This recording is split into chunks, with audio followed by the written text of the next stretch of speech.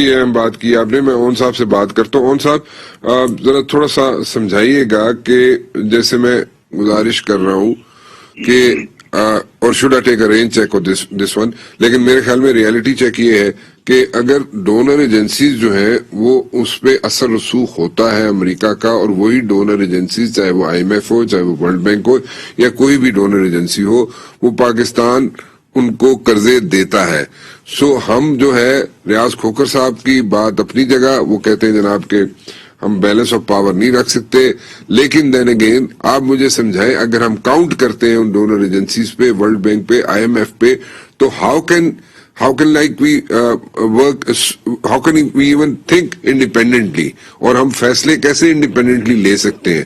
یہ کوئی کہنا آسان ہوگا کہ جی ہمیں لینے چاہیے، یہ اکانومی ٹھیک کرنی چاہیے، but then again it's not happening as such, کیونکہ ان کا اثر رسوخ، امریکہ کا اثر رسوخ ان ڈونر ایجنسیز پر ہے. از اٹ پاسبل کہ ہم فیصلے خود لے سکیں، کر سکیں، یا یہ لانگ ٹرم اسٹریٹجی ہے، اور شارٹ ٹرم اور مڈ ٹرم اسٹریٹجی کیا ہو سکتی ہے؟ بسم اللہ الرحمن الرحیم. رن صاحب، یہ چکن اینڈ ایگ سچویشن ہے کہ آپ پہلے اپنے آپ کو اسٹرینتھن کریں اور اس کے بعد پھر ڈکٹیٹ کرنا شروع کر دیں، اور پھر جو جتنے ڈونر ایجنسیز ہیں وہ آپ سے پھر اس معاملے پہ اس حساب سے نیگوشیٹ کریں گے جو آپ کا مسلز ہیں پڑے، اور یا پھر یہ کہ پہلے آپ ان سے پہلے نیگوشیٹ کریں تو آپ کے مسلز کمزور ہیں تو وہ آٹومیٹلی آپ کو بلیک میل کریں گے. بٹ تھوڑا سا پیچھے چلتے ہیں، اگر آپ پچھلے 1-1.5 سال کو دیکھیں تو پاکستان کی پالیسی تھوڑا سا کائنڈلی بہت فائن لائن میں چلتی رہے گی. پرائم منسٹر نے آج سے تقریباً 1-1.5 سال پہلے امریکہ کو باور کرانا شروع کر دیا تھا کہ جو ہیسٹری ودرال ہے افغانستان سے وہ خطرناک ہو سکتا ہے. اگر آپ پچھلی 1.5 سال کی پرائم منسٹر صاحب کی تمام تقریر کو اٹھا لیں کہ جی ہیسٹری ودرال از ڈینجرس. دوسرا انہوں نے یہ بھی کہا تھا کہ جو بلڈ لیس قسم کا جو سٹیل میٹ ہے on the negotiating table is infinitely better than a bloody stalemate on the battlefield, کہ جی آپ قدس کی بجائے اس کو نیگوشیٹ ہے. سو پاکستان نے اپنا رول پلے کیا، طالبان کو قطر میں لے کے آیا، نیگوشیٹنگ ٹیبل پہ لے کے آیا، یو ایس کے ساتھ بٹھایا، اور ان کی آپس میں چیزیں طے ہو گئی. اب اینڈ پہ جا کے اگر فائنل 15 اگست کو جو ہوا، ابھی 3 لاکھ والی فوج اچانک اوبلیریٹ ہو گئی، 7 تو رات ختم ہو گئی، اور 70,000 طالبان نے ٹیک اوور کر لیا. تو probably I think it was very unfair کہ America was looking for a scapegoat. آپ ان کی پیچھے ہسٹری اٹھا کے دیکھ لیں کہ جب ویتنام کا ایشو ہے تو کمبوڈیا پہ سارا کا سارا الزام ڈالا گیا تھا. تو وہ اسکیپ گوٹ میں امریکہ میں واشنگٹن میں لوکنگ فار اٹ کہ جی ہمارے ساتھ ہوا کیا، اینڈ دے تھاٹ کہ Pakistan is the best place to bet on it. اب پھر پاکستان اسٹیٹ بیک. تھوڑا سا یہاں پہ میں انٹرپٹ کروں گا، مجھے ایک جواب دے دیجیے گا، پھر اپنی بات بھی کمپلیٹ کر لیجیے گا. اون صاحب، اسکیپ گوٹ ہم لوگ بن کیوں جاتے ہیں؟ ایڈے اسی تھلے لگے ہیں کہ جس کا دل کرتا ہے وہ سانو آ کے تو رگڑ کے چلا جاتا ہے، اسکیپ گوٹ بن جانے. You have to be understand that. ہم بن نہیں جاتے، ہم بنائے جاتے ہیں، اور اس کی وجہ سے ہاں اس کی سمپل ایک بڑا ریویژن ہے. یہ یاد رکھیے گا جو ملک ہوتے ہیں وہ بھی وہ ڈاٹے بندے اور کمزور لوگوں کی طرح ہوتے ہیں. ہم ایک کمزور ایک اسٹیٹ ہے، تو جب بڑی اسٹیٹ کو they need a reason to justify to their people, انہوں نے جب اپنے امریکنس کو بتانا ہے کہ بھائی افغانستان میں مقصد کیا ہوا، the best reason they could come آپ کے جی یہ پاکستان کیونکہ بیک ڈور میں یہ کر رہا تھا، وہ طالبان کو بیک کر رہا اس لیے طالبان وہاں پہ چڑھ دوڑے اور یہ ہو گیا، ادروائز پلان واز پرفیکٹلی. حتیٰ کہ پرائم منسٹر صاحب ان کو باور کرا رہے that's a totally wrong plan. اب ہم نے ان کو باور کرانا شروع کر دیا ہے کہ جتنی آپ نے وہاں پہ جو پچھلے 18 یا 20 سال میں پیسہ خرچ کیا ہے یا جو نقصانات ہوئے اس سے بہت بڑا ایک کیوس کریٹ ہونے والا ہے. اور اس کیوس کے نتیجے میں جتنی اموات یا جو کچھ افغانستان میں ہو سکتا ہے اس سے نہ صرف افغانستان ڈسٹرب ہوگا بلکہ پاکستان ڈسٹرب ہوگا.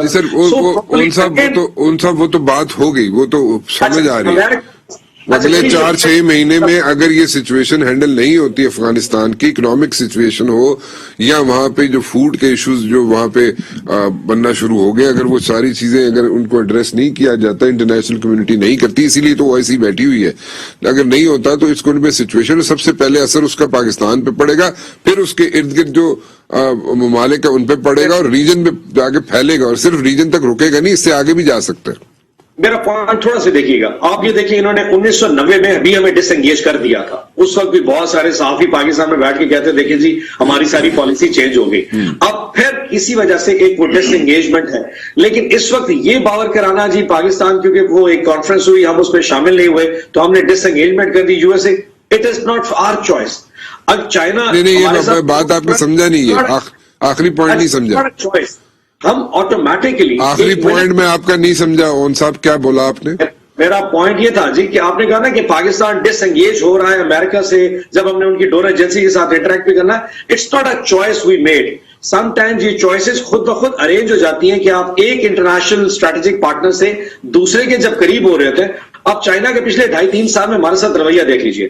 2018 میں جب ہم نے حکومت سنبھالی تھی، اگر اکتوبر میں وہ $3 بلین ہمارے اس وقت چائنا ہمیں نہ دیتا، ہم ڈیفالٹ کر گئے تھے.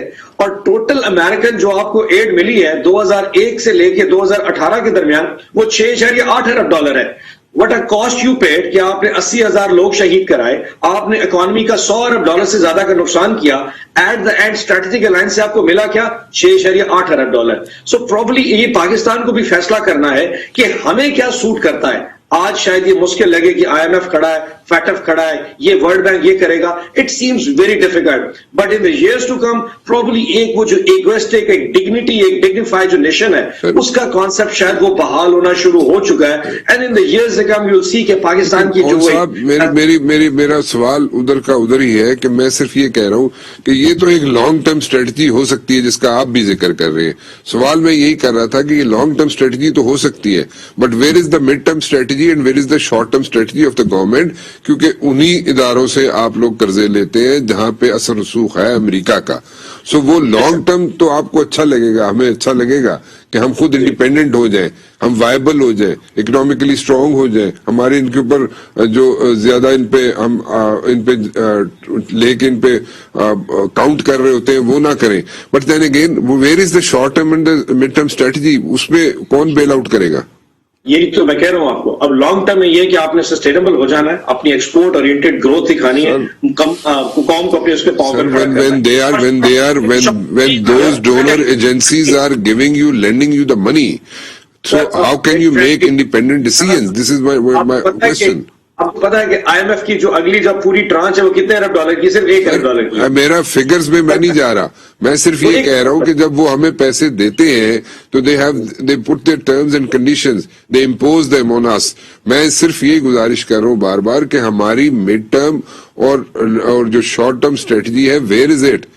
سو ہم کیا اس پہ کر بھی سکتے ہیں، نہیں کر سکتے؟ اس کو کر سکتے ہیں. میں آپ کو یہ بتاؤں، ابھی پچھلے کوئی جو آخری IMF کا پروگرام چل رہا ہے اس میں 18 سے زیادہ ویور ہم نے ان سے لے لیے ہیں. 18 سے ویور کیوں دے دیا انہوں نے؟ بیکاز دے نو کہ ہماری اس وقت جو بارگیننگ چپس ہیں وہ بہت اسٹرانگ ہیں. ابھی ریسنٹلی ہمیں جو $3.5 ارب $3 ارب وہ تو ایک دیکھیں، ان کو بھی امریکہ کے اندر بھی یہ ایک سوچ ڈیولپ ہو چکی ہے کہ IMF کا جو ادارہ ہے اس کی یہاں پہ پاکستان کے اندر اس کو بہتر یا اچھا نہیں سمجھا جاتا. ان کی ریپیوٹ IMF کی سٹیک پہ لگی ہوئی ہے، اس لیے آپ لوگ ریلیف لیتے جا رہے ہیں.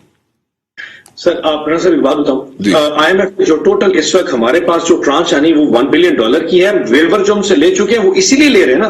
اب ہمارا اس وقت جو بارگیننگ چپس ہے وہ اسٹرانگ ہوتی جا رہی ہے. میں ایک چیز اور مزے کی بتاؤں، میں ابھی ایک ہاشم پاشا ہے، جو اس وقت امریکہ میں بہت اچھا کالم لکھتے ہیں، آپ کے پروگرام سے پہلے پڑھ رہا تھا.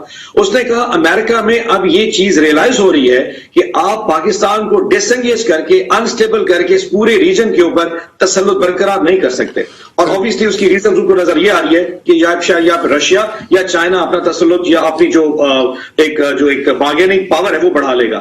But on the contrary I can tell you that ہماری جو اپنے ریفارمز ہیں وہ اس کا امپیکٹ بھی وہ دیکھ رہے ہیں. ہمارا اس وقت ریفارمز بھی میں آتا ہوں، میں اس کی طرف آتا ہوں. میں ایک منٹ ریزرو کی فگر بتا دیتا ہوں کہ ہمارے اس وقت $24 ارب کے ریزروز ہیں. اگر ہم ان کو شو کر دیں کہ یہ ہمارا بینک بیلنس ہے، یہ ہمارے ڈپازٹ ہے. آپ کی حکومت کے اندر رہے ہوئے لوگ